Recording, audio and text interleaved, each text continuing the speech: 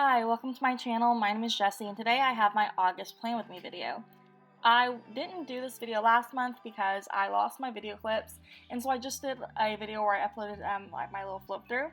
And this month I still have my clips, so I did go ahead and upload a flip through on Instagram Reels, TikTok, and YouTube Shorts. So there's a chance if you check any of those things in my accounts, you might have already seen the flip through, but I still wanted to post my full setup. I had originally wanted to do something purple this month, but I couldn't make up my mind. I didn't really want to do flowers because I feel like I've done a lot of flowers, leaves, and nature stuff. And I guess this is still technically nature, but I guess I mean like more floral designs like flowers and leaves quite a bit this year, so I kind of want to take a break from that. And so I got on Pinterest, looked up, bullet journal cover ideas, and used that. And I found like the sunrise, and I saw like a lot of it was done like in a circle, and I couldn't quite get it to turn out how I wanted it to, like in a little circle. So I ended up just kind of going through and like just making it in, I guess, more of a square shape. You might also notice since the last time I posted a bullet journal plan with me video that I've kind of changed the layout. I've decided that I don't really want to do a front cover page right now. I'm going to take a break from that. And so on the left page I have what is almost a cover page with like a bigger piece of art, and then, the little full monthly layout calendar on the bottom. And then over on the right side of the layout, I just have, the vertical days and days of the month listed out. Just that way I can still keep lists and keep track of what's going on. And on the other side of the page, I still have my weekly layout. You may have noticed that my bullet journal video is going up a lot later in the month than it normally would, and that is for two main reasons. The first is that because I've decided to move my uploading to only once a week, I really want to prioritize my bookish content. And so that's kind of why I pushed this a little bit further back, that way I could make sure that I was still sharing bookish content at the beginning of the month. But also, there's another really important reason that's kind of like, I guess, an important life reason, and that is because I'm going back to school in August. I pushed this video back. I changed my upload schedule because I'm going back to school in August, but I pushed this video back so I would have time to update. I've been so scared that between now and August 23rd, something would happen and I wouldn't, my financial aid wouldn't work out, or just something would happen and I wouldn't be able to go back to school. But with only a week to go, I feel like it's pretty safe for me to say that I'll be starting back to school in less than a week. At the time this video is uploaded, I got my bachelor's in psychology back in August 2018, and since then I've been really fortunate to be able to be a stay-at-home mom. I had applied to a graduate school program at one point, but I ended up not going. It just wasn't the right fit for me. It wasn't a good time for me to go because the program started like weeks after Rowan was born, and that was just a really rough time in my life. But also looking back at it, it's also just really probably a good thing I didn't go, because the longer I spent my degree in school, the less interested I became in it, but I was so scared to change my major, and it felt like I just committed myself to this degree and career path that I wasn't as interested in as I was whenever I started school. I guess thanks to me having the ability to be able to be a stay-at-home mom, I've had a little bit more time to explore what I want to do once I go back to work. And I've decided that I'm really interested in teaching, and I've spent a lot of time thinking about it because I wanted to make sure that I was going into it for the right reasons, and that, I'm not just trying to be a teacher because, it's for whatever reason. I wanted to make sure that I had good reasoning for it, and that I wasn't just picking something that had summers off. I mean, especially because, I know, looking into it, that teaching work-life balance can be a little bit of a struggle, especially in the first couple of years, and that's something that I'm committed to, I guess, trying to work around and figure out how to work against and, make work for my family. But basically, I got accepted into a Master's of Arts in Teaching program. It's at the college where I got my bachelor's degree. And this program, unlike my bachelor's degree, is all online. So for the first year, I will do all my classes online. I shouldn't have to go on campus for anything. And then the next year, some of my classes will still be online, but I will start student teaching in the next year. So I will go, to a school for that. I have the option of student teaching, or getting hired to teach for a full year, but I'm leaning more towards student teaching. I think that might work better for me personally, but I'm very excited. I've kind of waited so long to tell you about me applying for the program and getting in, because first I applied kind of last minute. When I looked at the program earlier in the year, it said that the deadline was March something, and I missed the deadline because I found out about the program a few days after the deadline. And then I was just kind of messing around with the website earlier in the summer, and I saw that they had changed the deadline to where now, as long as I could get registered and everything before, I think 2 weeks before school starts, I should be able to go. And so I emailed the program advisor just to make sure that, I wasn't making things up or just seeing things, and I was told that, and so I applied. At the time that I applied, The FAFSA in Texas only had was like a week away from the deadline for the 2021-2022 school year, and so I had to get my FAFSA in and my college application in pretty quick just because I was running out of time. And then I thought I would need to take the PACT test for English grades 7 through 12 because I'm wanting to be a high school English teacher. I think I would work better with high school, but the content exam is for grades 7 through 12. On the PACT website, it says, that you may not have to take the test if you have enough hours in any particular subject that you're wanting to teach. But on the school website that I'm using, it had said that the PACT test was required, so I didn't really think to, ask, because, the school website said it was required. So I'd started studying for this test, and I was looking at the time, and it looked like I was only going to have about maybe a month to study, and it looked like I'd probably only have one really good chance to take the test for the school year. And then about a week before I was getting ready to sign up, pay for, and take the test, I got an email from the program advisor asking me, what subject I wanted to teach and all of that. And I let them know. Then I also let the program advisor know that I was planning to take the PACT test on July 12th.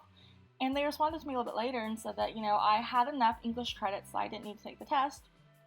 And so that just a huge lifesaver, because first of all, the test, I think after taxes, was going to be about $112, on top of just the stress of taking a test that's about as important as an SAT or something. Luckily, this school that I'm going to doesn't really require the GRE for too much stuff. I've kind of heard, I think I heard towards the end of my college career, or my bachelor's career, that the GRE and stuff is kind of being phased out in some schools, and so I'm glad that that wasn't required, because then I still would have had to study for it. But basically, I'm going back to school for a Master's of Arts in Teaching, and I'm incredibly excited. But because I'm going back to school, I feel like my YouTube content might slow down a little bit, and I know that my reading is most likely going to slow down a little bit, because first is Chris and Rowan. They are part of my household. They are part of my life. I love them. They will probably be here no matter what happens, whether I, if something ever happens to me, they'll still be here. Even if, something happens and I can't go to school, I can't finish school, or something just happens, right? And then comes school, because I am paying for school. I am taking out more student loans for school, so I had to take it seriously and do my best to get good grades, and obviously to get where I want to be career-wise. So that means that, unfortunately, I'm a little bit worried that my content on YouTube, Instagram, and all that might slow down just a little bit, and that I won't be able to read quite as much, which kind of sucks, but I'm going to try to make it work. I'm going to just kind of see. During my undergraduate years, I really wasn't very good at trying to, put in reading time. And so, whenever I wasn't, at school, work, or studying, I would just play on my phone. And so I want to make sure that, this time around, I try to put a little bit more reading time in. I think I'm going to set up a page goal every day, say, read about 50 pages every day. Maybe fit them in right in the morning, fit them in right at bedtime. I'm not quite sure when I'll fit it in, but I want to make sure that I am trying to read every day. And I feel like I'm probably going to end up reading maybe one book a week, whereas, all year, I've really been reading, on average, I would say almost 10 books a month. Not quite, but almost. I want to be able to keep up with my hobbies and, stuff that I really enjoy, but I also don't want to, start doing poorly in school because I'm not putting enough time into it. And that's just one of those things that I've started worrying about. But I really am excited to be going back. I'm excited that I got accepted. I was so worried that I wouldn't be accepted.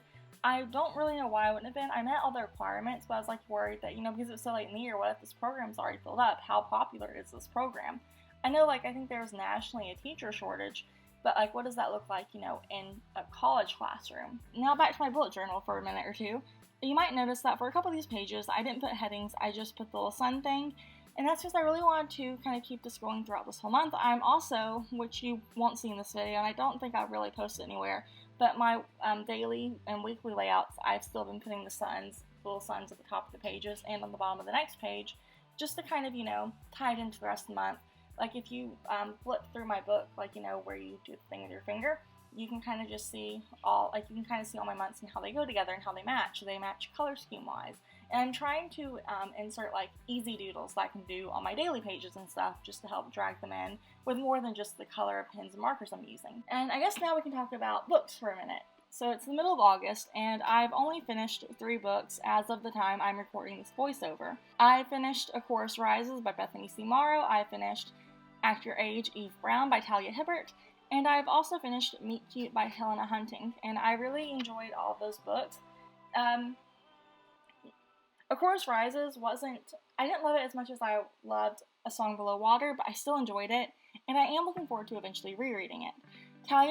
Eve Brown was such a fun book. I had so much fun with it. As well as Meet Cute. Meet Cute was also a really fun book and a cute book. And I think at the moment, Meet Cute is my favorite book of the month, at least at this point in time. But I'm really excited and I'm enjoying it, or I enjoyed it.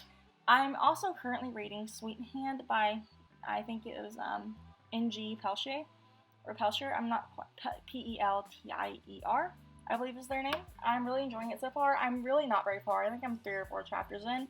But it's looking like a fun little enemies to lovers, and I'm excited to see how it goes.